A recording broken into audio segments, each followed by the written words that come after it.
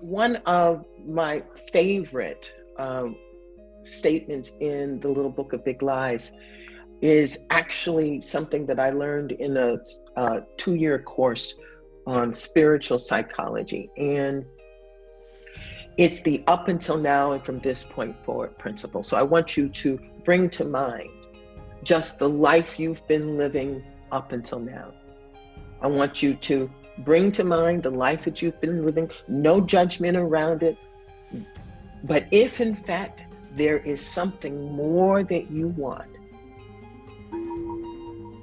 up until now, I have not given myself credit I deserve.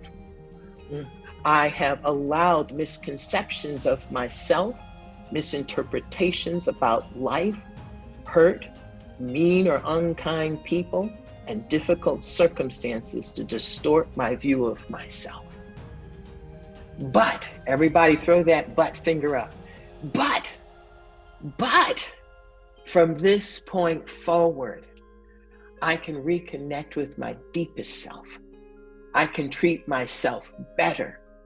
I can discover the deepest meaning of self-love. And then yes. You know, again, we are talking out loud because we need to hear these truths.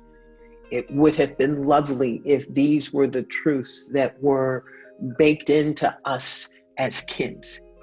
But, you know, we are an evolving species and we're just learning the importance of us being able to see ourselves and then nurture the broken or distorted or lied to parts so that they can strengthen out strong awareness of your surviving self, your thriving self, and your infinite self.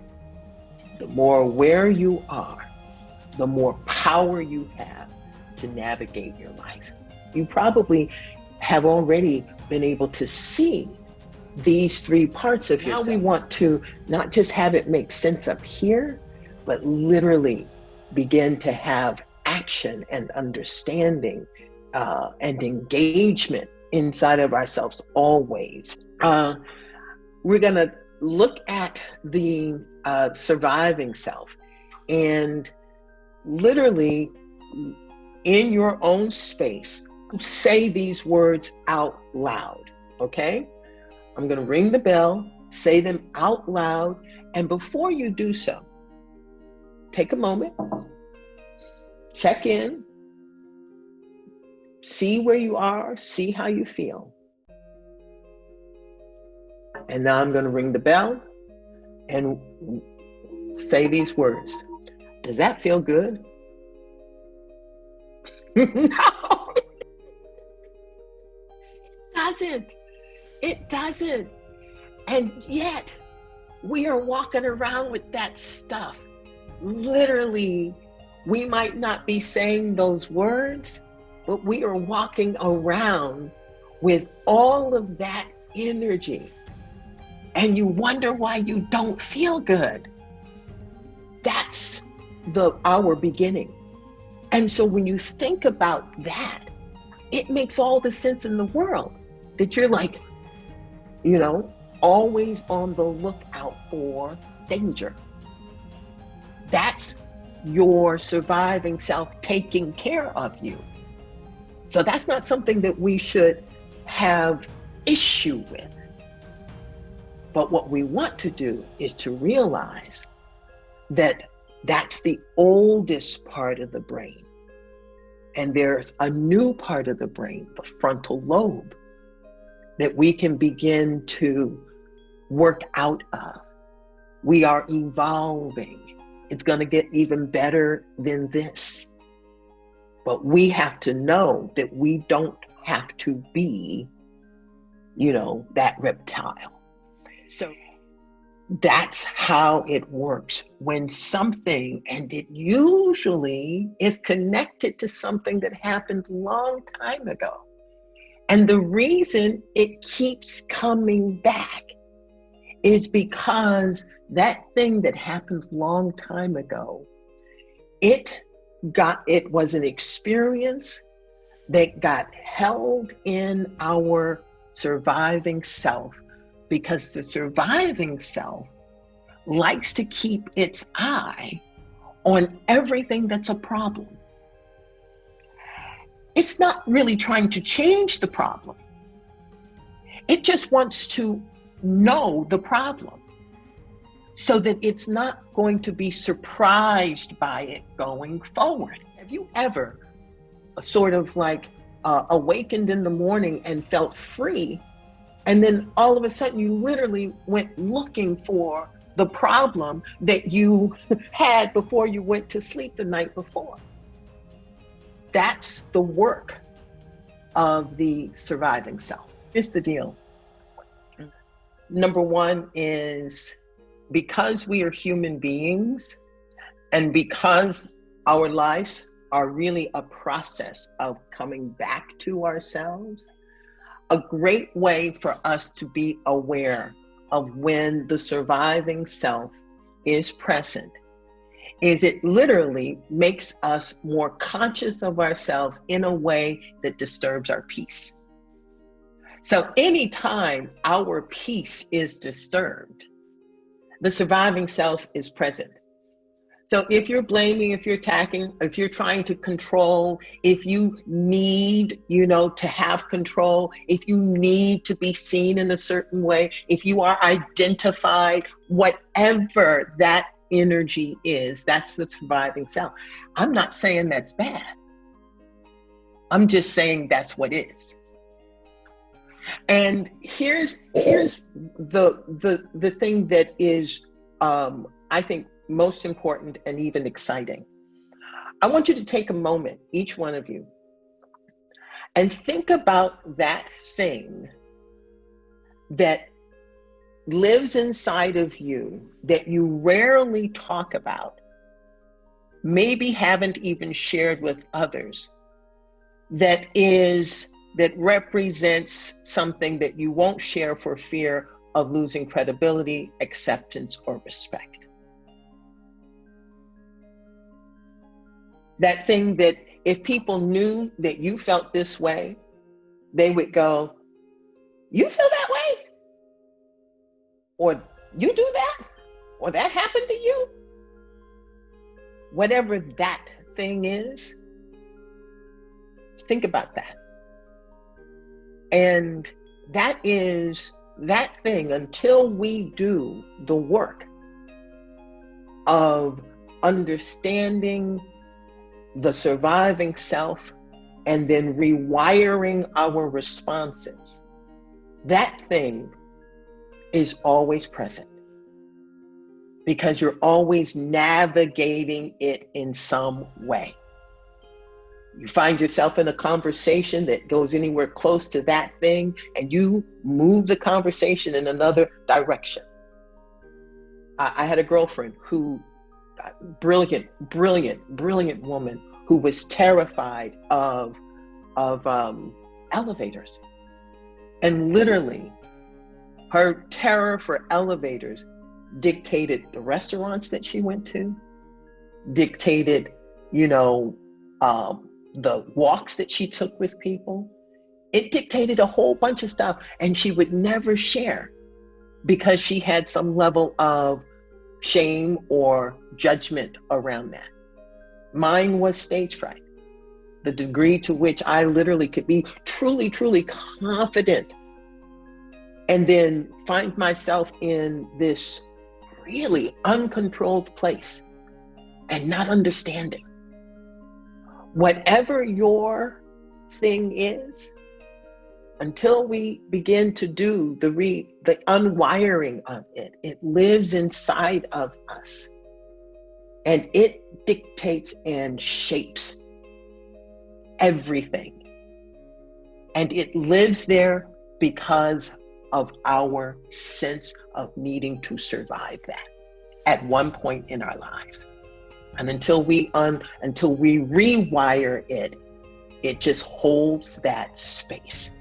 So I offered you to take a look at the last 24 hours, and that might not have been active.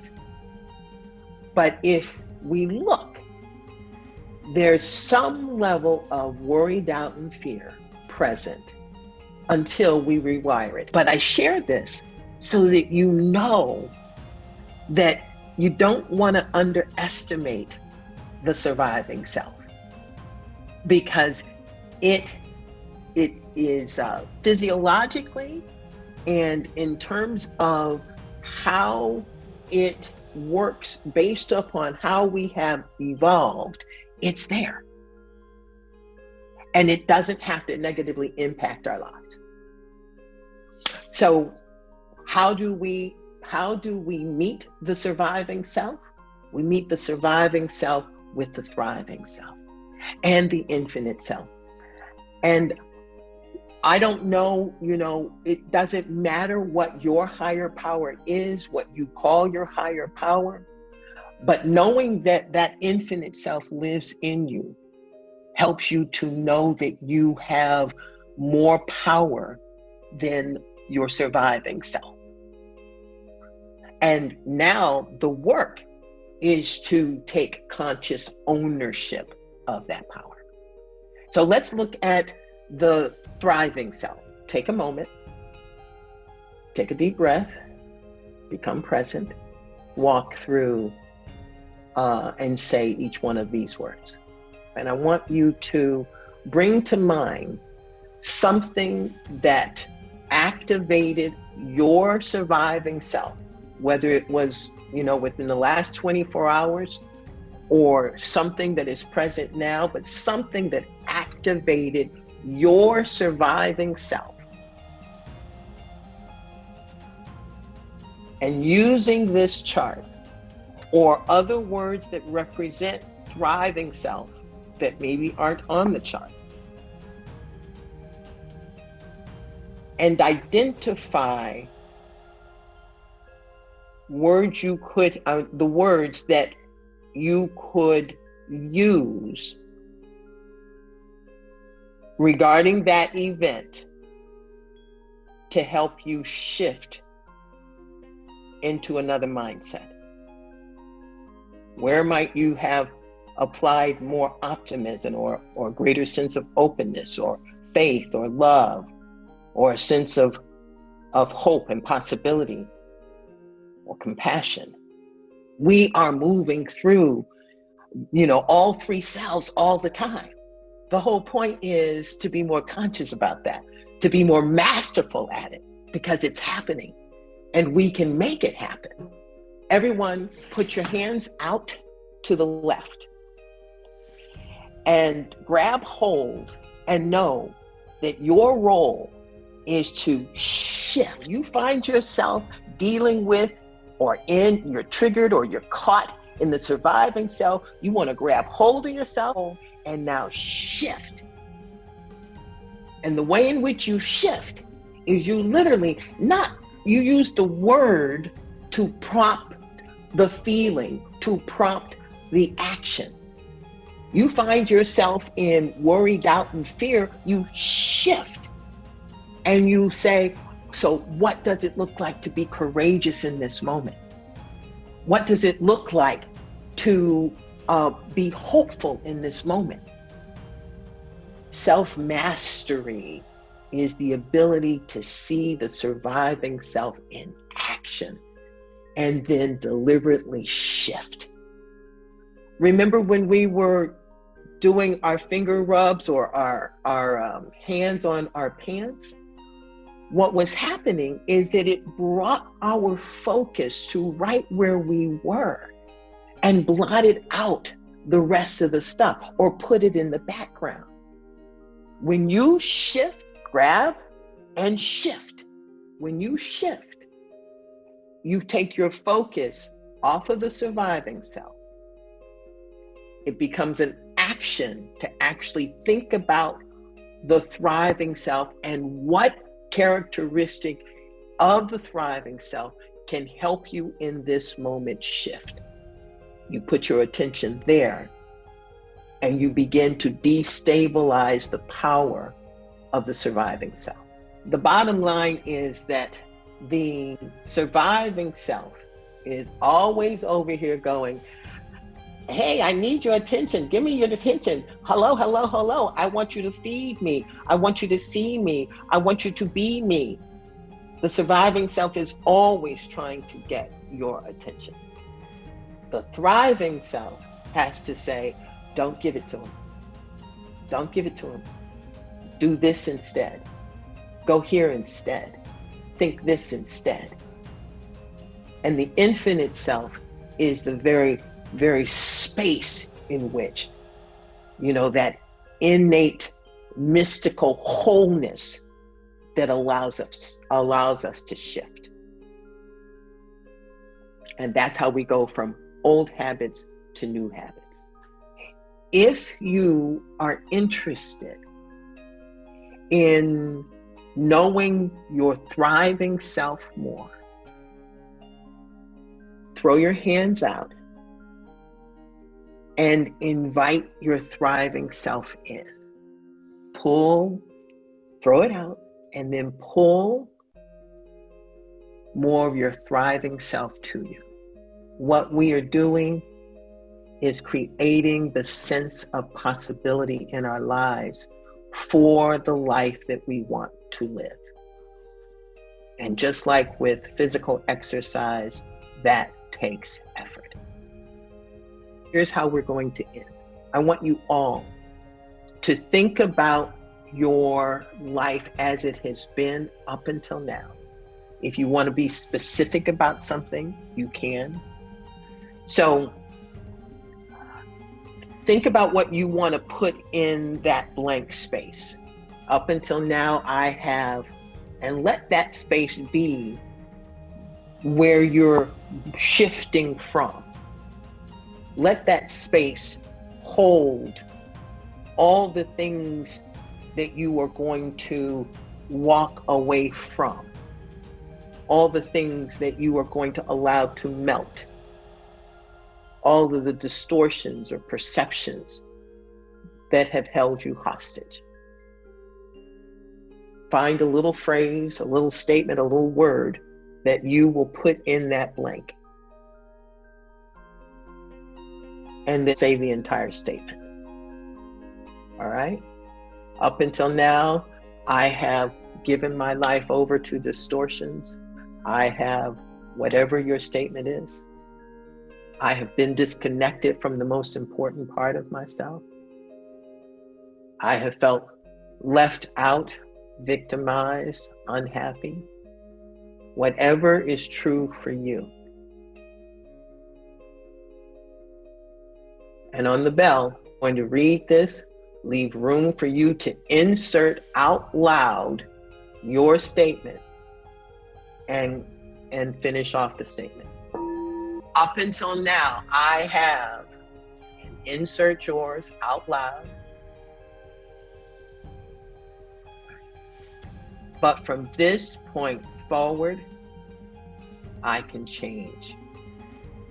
I can crew up. It can be better. I can develop my inner fitness. That's the point. The moment you start to ask, well, how can I? You have, in essence, rejected or decided that the surviving self does not have to be your identity. So just asking the question, just being curious, just opening yourself to another possibility or wanting to destabilizes the surviving self. It's help you to understand how to internally exercise, how to make the choices, the nuanced choices inside of yourself that are the actions that don't look like actions, but they are the very actions that transform your life. I thank you all so very much for having shared your time with me. Your inner fitness is my goal. See how your life can change by giving your attention to yourself. Our inner fitness community, I invite you to stay, join, and learn to turn wellness concepts into action. Living life well takes practice, y'all. So simply click the subscribe button to practice together, grow this conversation, and change the world. I can't wait to read your comments and hear how your life changes for the better. Thank you for subscribing. Let's thrive.